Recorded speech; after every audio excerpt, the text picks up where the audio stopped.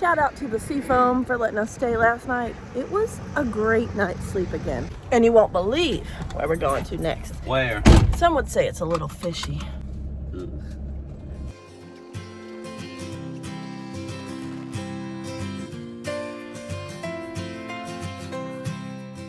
I'm pretty sure we've tried this drive-thru here before. We're currently in Manteo, North Carolina. We are going to try this again. Let's see if we got the clearance. What do you think? I think we do. We either had to pull off to the side and I had to walk over and get it, or this one we fit perfect. And it was probably, what, a year ago that we were here? Yeah. So there's no clearance warning. Let's just see what happens. It looks kind of close. Yeah, looks like I might be getting out of the van. That's okay. Just to play it safe. We'll just skirt the edge here. Or I could just rip it off with the air conditioner. I don't even like the air conditioner, so Me neither, I hate it. maybe that'll be alright. I just hit my head on it like 10 minutes ago too, so.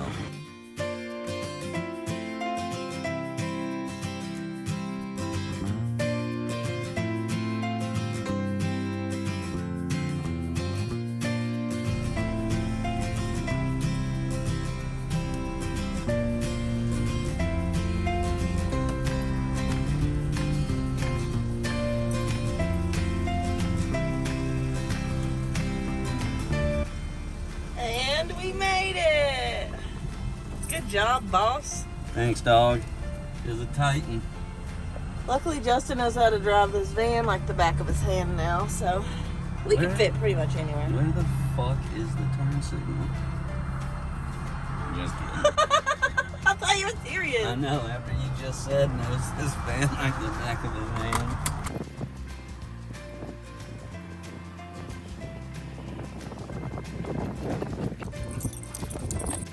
These two goofballs just went and had a little frisbee time. Look, he's so happy. How was it, buddy? Scraped his nose. Oh, he did! Bad! Yeah. What happened? The saddest thing you ever seen in your life. Oh! I threw the frisbee, and instead of him going around it, he was full speed trying to sprint, and then he last second saw it, so he jumped, but he jumped directly into the middle of the net, and it bounced him and flung him around, and then he landed down and got up, and then figured out how to go around and keep playing.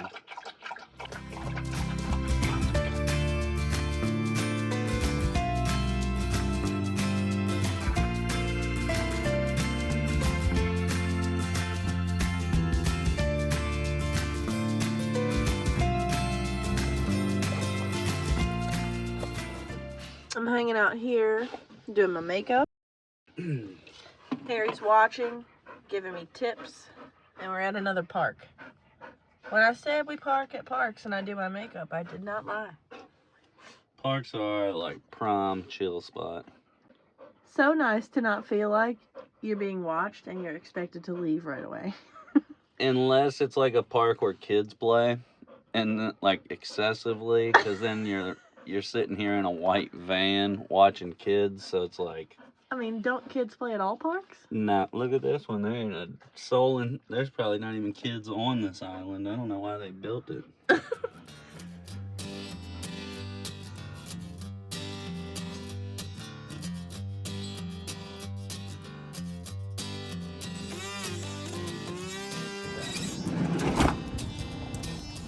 Alright, so we are at Oneal Sea Harvest, and this is somewhere that one of our friends back in Waynesboro told us about. So shout out to you, Brad. We are here. We finally made it. We're not big seafood people, but we're gonna try some seafood. It already stinks like that now. Whoa.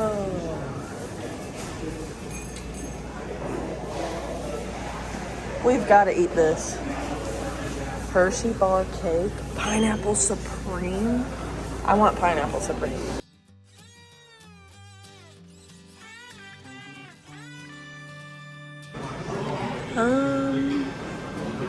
I think the fried shrimp basket would be one we should do.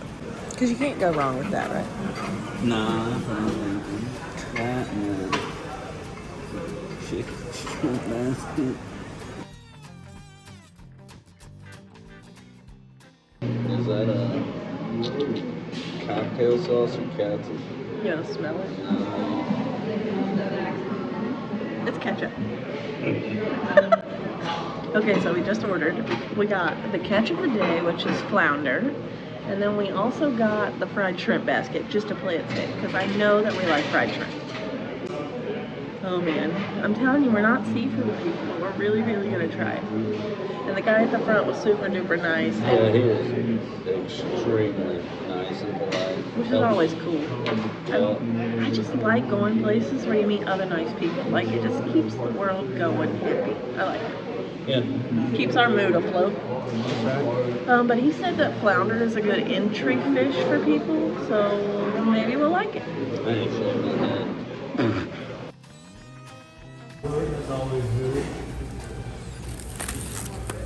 Alright, here's the flounder, the fried shrimp.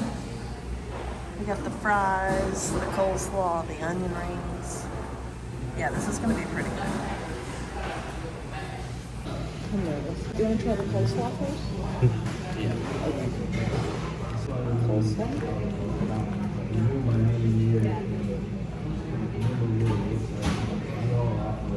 Good coleslaw. It's wonders not steaming. Let's just try it. The flounder? Yeah. Okay, give me a piece. I'll be with you. Seems good as fuck, actually. It's very tender. Alright, there we go.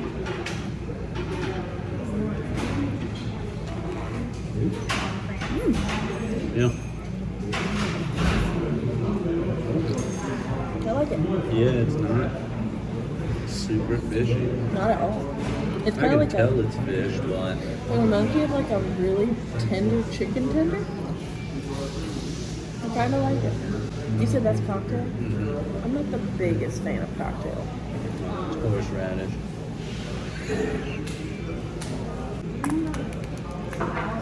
I like it. What about that scrimp? Feels like a nice one. Okay. Alright, scrimp time.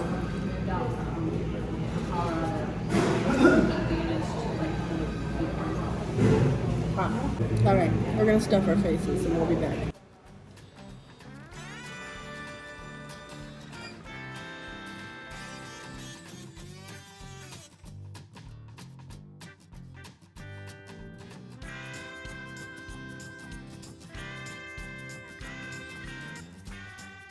Honest review on the food, what'd you think?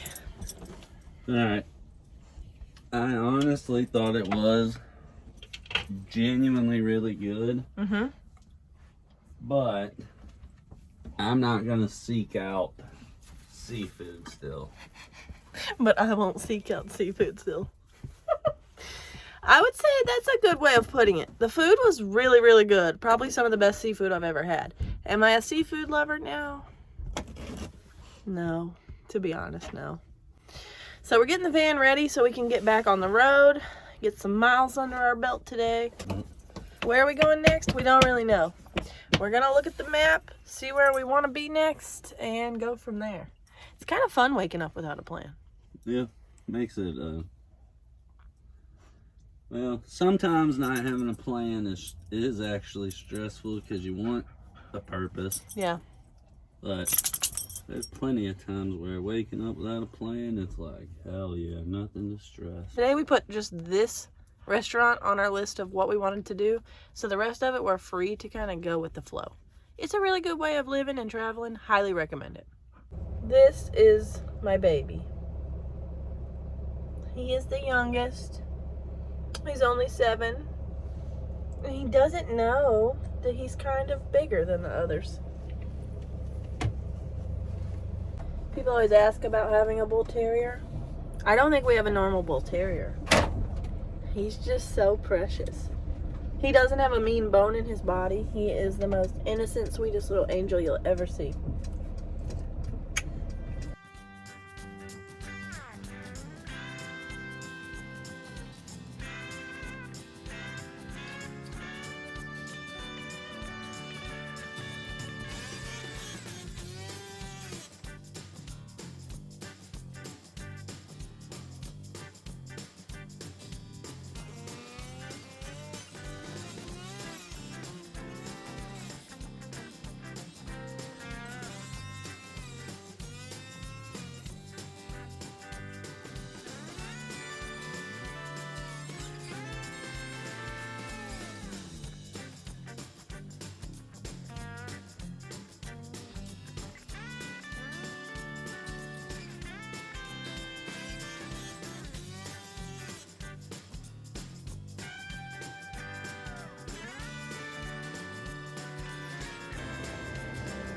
Ouch.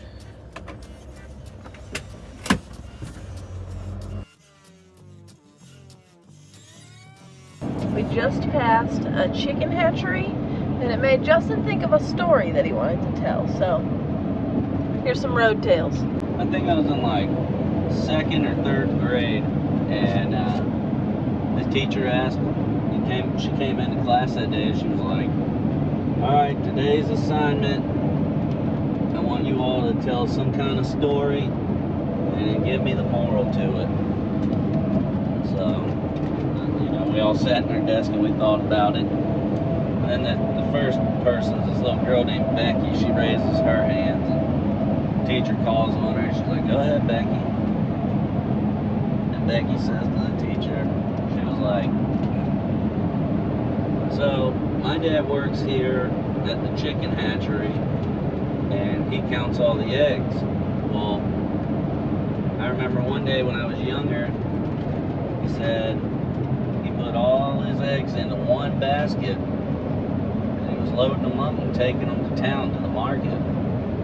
And due to uneven gravel and the surface of the earth, they got to kicking around and all the eggs broke in the basket. And the teacher goes, alright, well, what's the moral to that story?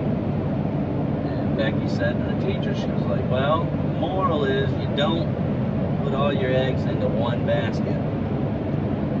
The teacher's like, well, by God, if that ain't good, that's pretty good. Becky, I remember her all happy. She sat down, giddy. Next chick, a girl named Margaret, she raises her hand, and the teacher calls on the little girl. She goes, Margaret, let's hear yours. And Margaret says, my dad also works at the hatchery, and he counts the chickens and the eggs. And the teacher's like, okay. And she's like, yeah, so my dad was telling me about how he'll load up his truck to go to the market with chickens and eggs, and he sometimes has people there at the market ready to buy the chickens from him. And so he had like 15 chickens with him and 10 eggs, so he told the guy he had 25 chickens to sell him, right? Well, apparently on the way to market, Margaret's dad, he's hitting bumps and uneven surface, and sure enough, the eggs all broke, and he was left with just 15 chicken. Then the teacher was like, ask her, she's like, well, Margaret, what's the moral to that story? She goes, well,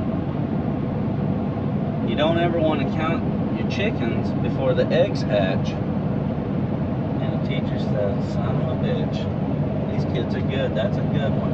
I like that, Margaret. And finally, Margaret sees this boy in our class. His name was Johnny, and he was just kind of a dirty little hellion kid. You didn't like him a whole lot. He just was trouble. And he raises his hand, and I remember the teacher was not wanting to call on him.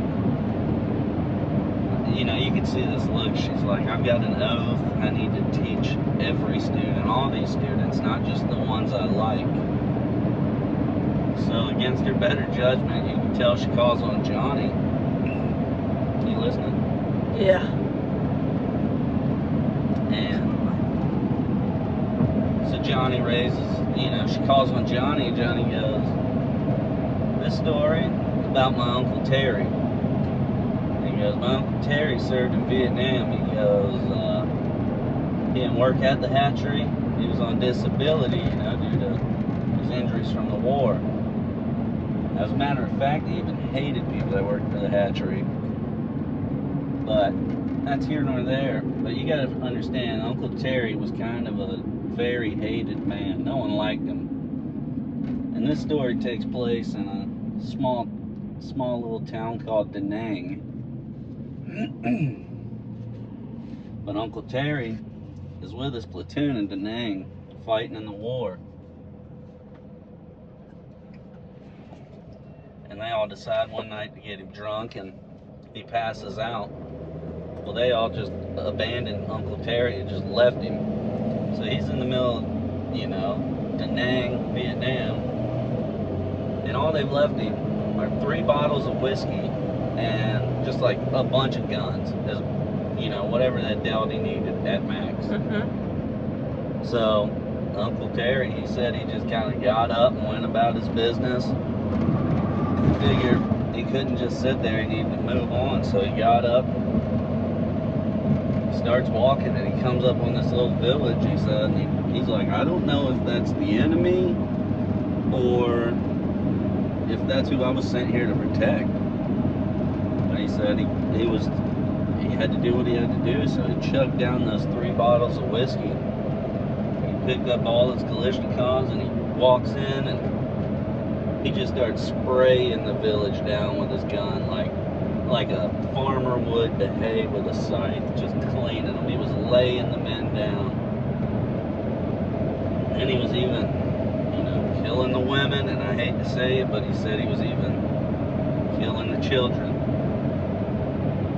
And Uncle Terry said by the end of it all, he was the only one standing, and he's there in a pile of mud and blood and guts.